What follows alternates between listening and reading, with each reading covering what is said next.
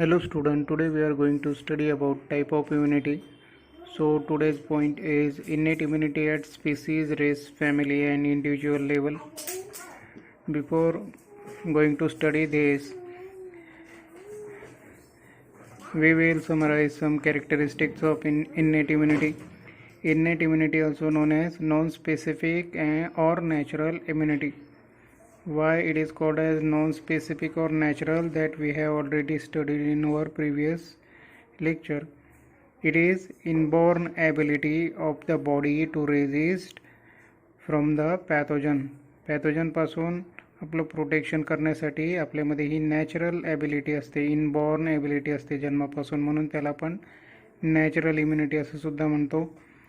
It is genetically transmitted from one generation to the next, आणि ही immunity आपल्या एका जनरेशनपासून पॅरेंटकडून त्यांच्या नेक्स्ट जनरेशनकडे ट्रान्सफर होते. It is the first line of defence. This is the most important line. लक्षात ठेवा, innate immunity is the first line of defence. It lacks immunological memory. या इम्युनिटीची कोणतीही मेमरी सेल नसते किंवा ही इम्युनिटी कोणत्याही पॅथोजनला किंवा डिसीजला आठवण ठेवत नाही.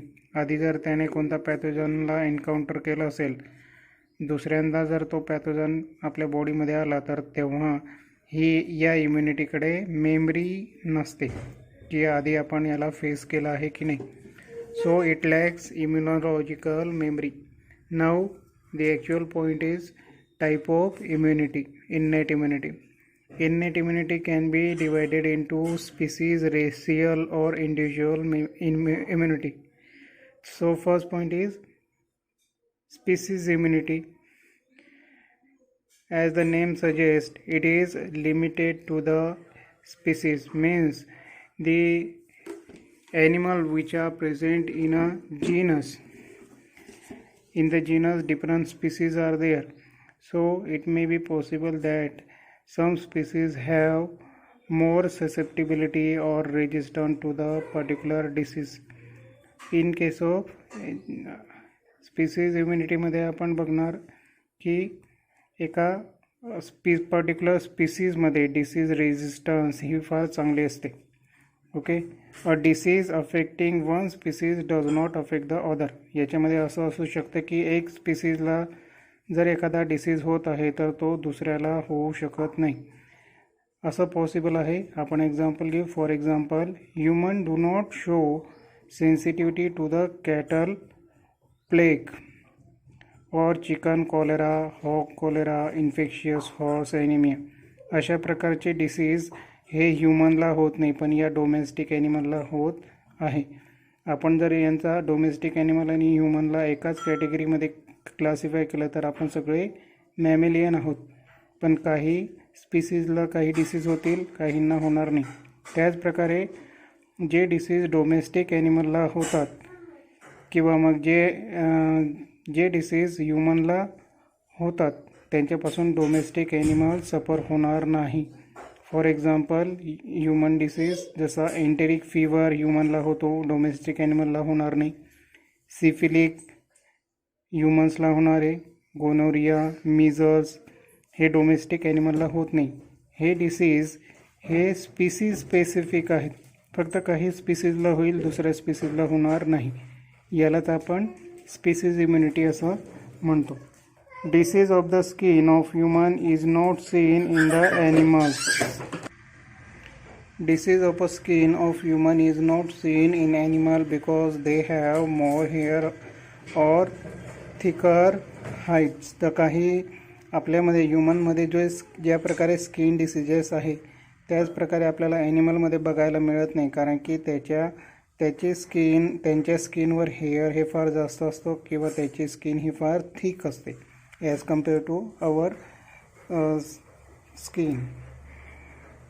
Species resistance is considered to be the result of long evolution of interaction between highly evolved macroorganism and the pathogen microorganism. तर species resistance ही कशाचा रिझल्ट आहे? हा एक इव्होल्युशनचा रिझल्ट आहे ज्याच्यामध्ये इंटरॅक्शन कोणामध्ये झालेली आहे? हायली इव्हॉल्व मॅक्रो ऑर्गॅनिझम म्हणजे होस्ट जसे आपण आणि पॅथोजन यांच्यामध्ये फार लांब ड्युरेशनपर्यंत इंटरॅक्शन झाली आणि मग नंतर काही स्पीसीजला या प्रकारचे मायक्रो ऑर्गॅनिझम अफेक्ट करू लागले, पण काहींना ते अफेक्ट करू शकत नाही. तर अशा प्रकारे स्पीसीज स्पेसिफिक इम्युनिटी डेव्हलप झाली. दुसरा टाईप आहे रेशियल इम्युनिटी किंवा रेशियल इम्युनिटी. रेशियल इम्युनिटी और racial resistance is that in which various races breed show marked difference in their resistance to certain infectious disease. तर एकाच प्रकारच्या स्पीसीजमध्ये वेगवेगळ्या रेसेस असतात. जसं आपण एक्झाम्पलमध्ये कॅटलचे 2 रेसेस घेतलेले आहेत, वेगळ्या रेसेस. एक ब्राह्मण रेस आहे आणि दुसरी अदर रेसेसमध्ये बाकीचे रेसेस आहेत. तर याच्यामध्ये काय, जे ब्राह्मण कॅटल आहे that are resistant to the tick fever disease which is caused by protozoan parasite. पण दुसऱ्या कॅटल ब्रीडला हा डिसीज होतो, फक्त ब्राह्मण कॅटल डिसीजला हा डिसीज होत नाही.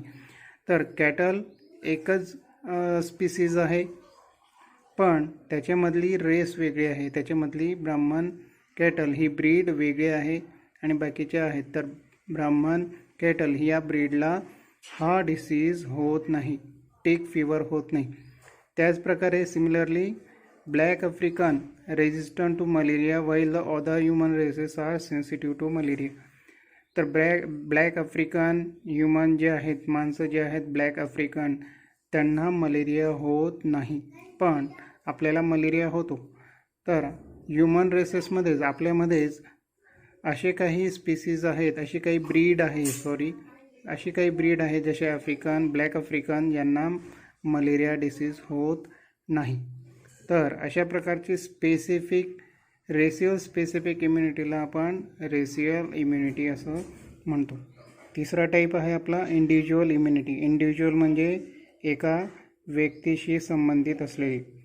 Severity of infection may be variable among the individual of the same species is called as individual immunity.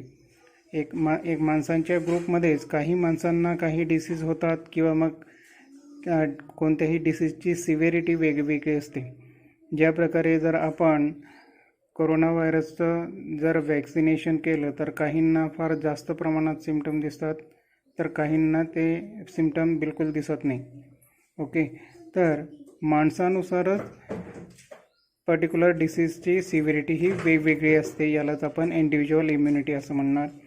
Example आपण घेऊ. Children are more susceptible to disease such as measles and chickenpox. लहान मुलं हे मिझल आणि chicken पॉक्सला फार sensitive असतात, पण adult नसतात. But aged individual means adults are susceptible to other diseases like pneumonia. पण ॲडल्ट जे असतात ते निमोनियाला ससेप्टेबल असतील. ओके, चिल्ड्रन हे नॉर्मली निमोनियाला ससेप्टेबल नसतात. तर अशा प्रकारे वेगवेगळ्या इंडिव्हिज्युअलमध्ये या ठिकाणी आपण एज वेगवेगळी घेतलेली आहे, तर त्याच्यामध्ये इम्युनिटी ही वेगळी असते. यालाच आपण इंडिव्हिज्युअल इम्युनिटी असे म्हणतो.